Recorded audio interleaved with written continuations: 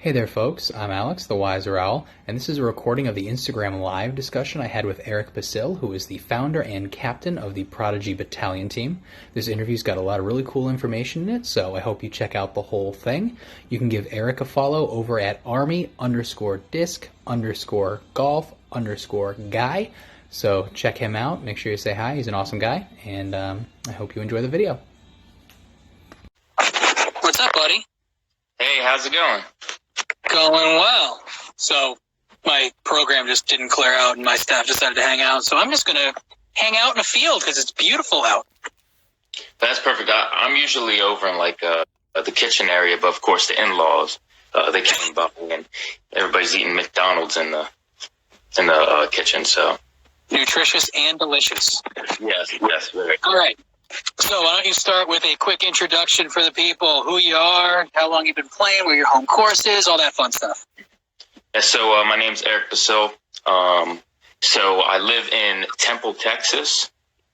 Just moved here in September, and I'm like in that good medium. So I have two home courses. I have Crossroads, which was just recently established, where this year they're going to be holding the Texas Women Championships in May. And then we also have Belton, which is next week. We're having a big event, which is an A tier, where you'll find Paige Pierce, I think, is going to be there, Katrina Allen, KJ USA. There's going to be a lot of good players over there, and they're both very good courses because they have the open shots and everything. I've been playing. I've been serious about disc golf since the end of 2016. But my father-in-law showed it to me about 3 years prior to that, but it was just throwing a disc into a tree here and there, not knowing what I was doing. I know what I'm doing, and I still throw discs in the trees all the time.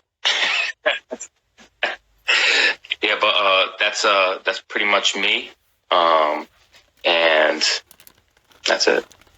Awesome. So you are a veteran. So if you want to talk about your service for a little bit, I'm sure that's a big part of who you are and what you're about. Yes. So I'm a Master Sergeant in the United States Army.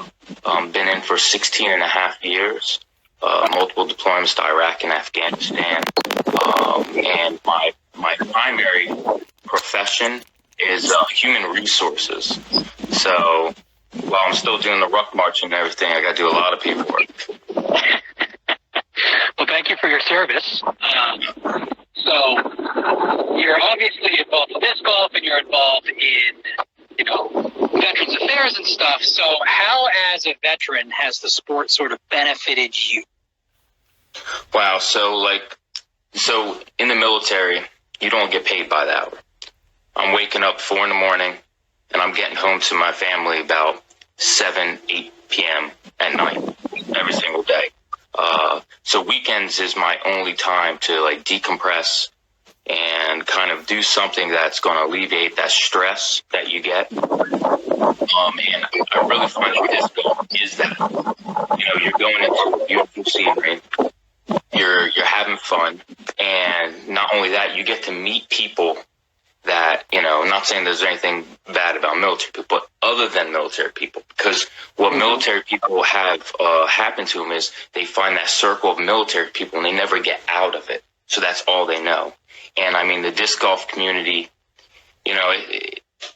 it's been nothing but a blessing to me because I have so many friends all across where I bet you if I just went to South Carolina right now, I would have a place to stay because that's, I have my buddy Ricky Steeler, who's going to be staying over here next weekend, and my buddy Ryan from South Carolina, who's going to be staying here next weekend for the Belton Open.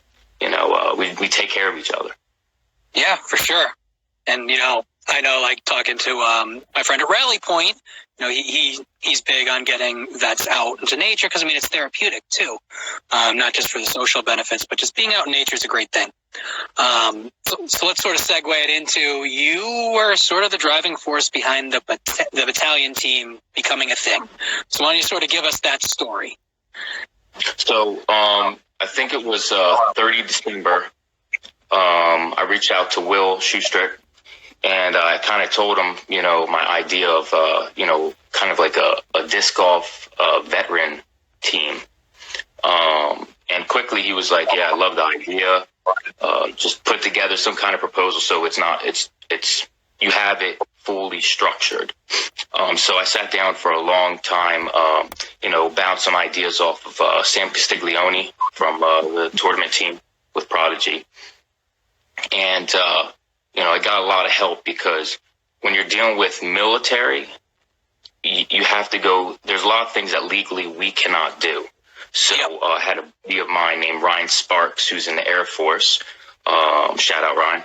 And he helped with the legal aspect of it. Talking to the legal team, we found out what Prodigy could do for us because, of course, we don't want to put them in a situation to where they're doing something they're not allowed to do, they get in trouble. And so once we got all that together, from 30 December to 4 March, it was that was the only time we needed for planning. I mean, 4 March, applications were out, and I was expecting kind of like 50, 60 applications. I didn't think there was going to be a huge group of military disc golfers. Within the first 2 months, I had over 300 applications. That's amazing. And we only had 40 slots for the team. So it was long hours of going through applications and on top of it, verifying that their service was real. That was one thing that also came up. And in the beginning, the first year, it was only active duty, retired, National Guard, and reserves. And then, of course, the second year, we moved into being able to allow veterans to come in. That's awesome. I mean, I'm hoping that there's no, stolen valor thing, and people, were you getting people who weren't? There was a few. Yeah. No, don't do that, people. Don't do that. That's such a pet peeve of mine, and I'm not even someone who's joined the service, and that's no bueno. Don't do that. Yeah. So you started with 40 people, you said? Yes, correct. Yeah. So where are you now? How many people are on the battalion team in 2020? Currently, we have 63 players.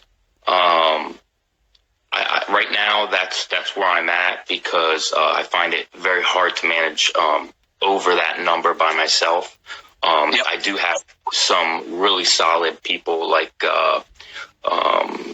Jeffrey McGrounds over in Germany, aka Toad, solid player. And he pretty much runs the whole entire overseas portion of the team. So I didn't even know there was an overseas portion. That's awesome. I learned something today. Yeah. So we have players in Korea, Japan, and Germany right now. We're trying to get more players. I really would like some players in Italy so we can start actually getting some courses installed in that area. So that's my goal, definitely, to get further out there. That's awesome. So sort of expanding on that, where do you see the battalion team going in the next few years? Wow. That I really can't answer because, Prodigy is continuously pushing me to do things that I didn't think we were capable of. They're always like, hey, let's try this. Hey, let's try this. And if you would have asked me last year, did I think we were going to have over 60 people on the team and I would have, 200 more applications I'm sitting on because I don't have slots, I would have told you that wasn't going to be. But it is. But I would say I would want us to be expand more countries, and getting more courses on military installations that not only is open to the military, but to actual non-military as well. Because military installations own a lot of land, but a lot of that land they own is not on their base. That's true. So putting it on there will help raise money for charities, going to military, helping with the installation, but also give more for the community outside the military base to come and play disc golf and have family functions to do. That's awesome. So how, like, I know that you said earlier that there's a lot of like red tape in terms of what the military can do and what outside organizations can do with the military. Like how receptive has, you know, that aspect of it been in trying to get courses on bases? I mean, I'm sure that there's even more legislative red tape for that. So I'll use Fort Jackson as an example. I was at Fort Jackson up until 2017. I was working with Fort Jackson that about 3 years of that time to get installed a course on their land. They'll go back with me about budget, safety, all kinds of stuff. So I handed it over to Ryan Jones, a buddy of mine, who's on the battalion team. He's still working on it. And it's been probably about 5 years. And they're still saying the same thing, budget. Because do they want to put budget into putting a disc golf course? Or do they want to put it into a mountain bike track? Or do they want to put it into so from there, it's kind of like we have to sell it to them and show them that disc golf is not just a sport. And that's the hard part. We're trying to educate the installation. And the hard part is getting the right person to educate them. Yeah. So you have someone that doesn't have very good speaking skills at actually selling. Like, not saying that we're selling a product, but we are selling the idea of having it on the installation. And you don't do it correctly, they're just going to push you to the side and go to the next thing. So I wouldn't say anything's political, but it's definitely a challenge because they don't understand disc golf. Yeah. So Disc Mark asked, the battalion team, what's that? You know, I want to give a quick, 15-second synopsis of what we've talked about for some of our joiners. Yeah. So the Prodigy Battalion team is a military-based disc golf team. It's open to retired. It's open to National Guard, active duty, reserves, and not only that, veterans. You can put your application in, and for you to do the application, because I know you're definitely going to ask this, just go to prodigybattalionteam@gmail.com. And the only thing you need if you're a veteran is going to be your DD-214. Obviously, black out any personal information on there besides your name, and we'll just verify it that way. And pretty much we help grow the sport on and off base in the military community, not only in the military community, but outside the military community, and bring both communities together. So, good question from my buddy Bob Kolchuk. Has a course been successful on any bases anywhere? If so, can that model be used to sell it? Wow. So there has been a course installed over at Fort Gordon. I know you've all heard about it. The person that pretty much was the driving force behind that was Swami. Swami is well known across disc golf. And I want to say they utilized that course in Worlds 3 years ago, along with Jackson, was the secondary course they used. And they have a course on Fort Carson. We're talking right now about having a course on Fort Hood. There's courses on multiple installations. But when you're talking Air Force, Army, Marines, it's you have to sell it differently because they're not the same. I guess, say company. They're not the same company. You have to sell to them in a different manner because there's different budgets, there's different laws, different rules for them. If you're going in to talk about installing Prodigy baskets, they're going to say they need three quotes from three different actual manufacturers, and then it becomes a war of pretty much thrown in bids. So there's a whole bunch of things that come in. So you can't have just like one actual foundation for putting in the courses. So Discmark follows up with, we have a course on Pang here in Oregon. Don't know much about it, though. Yeah, I would say if you do know of a course, definitely get out there to it. And what you do is get with the MWR or whatever the bases group is that takes care of it. Because, like I said, Fort Carson had a beautiful course over in Colorado, and nobody took care of it.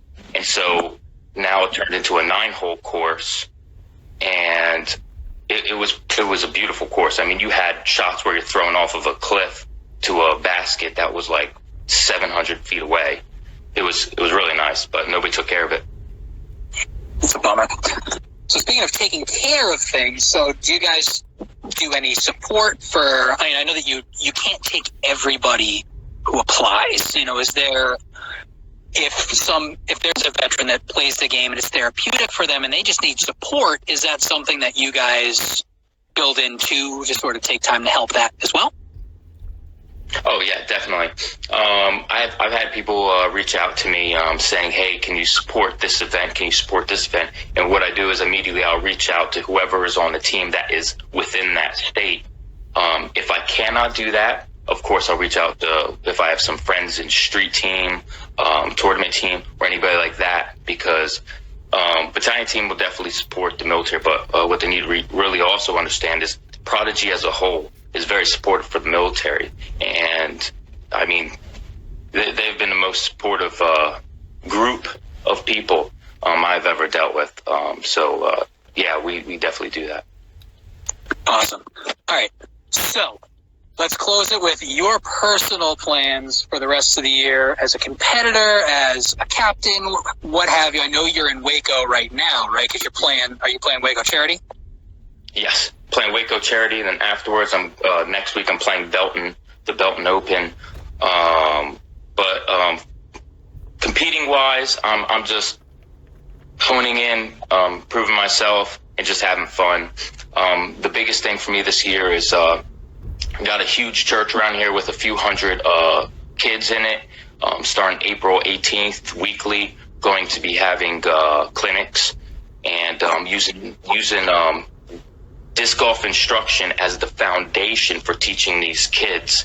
And then hopefully maybe I can bring out a few pros to come and talk to the kids and stuff. But my main project this year is focusing on the youth and growing disc golf in that way. Besides that, just keep on managing the battalion team and keep having fun.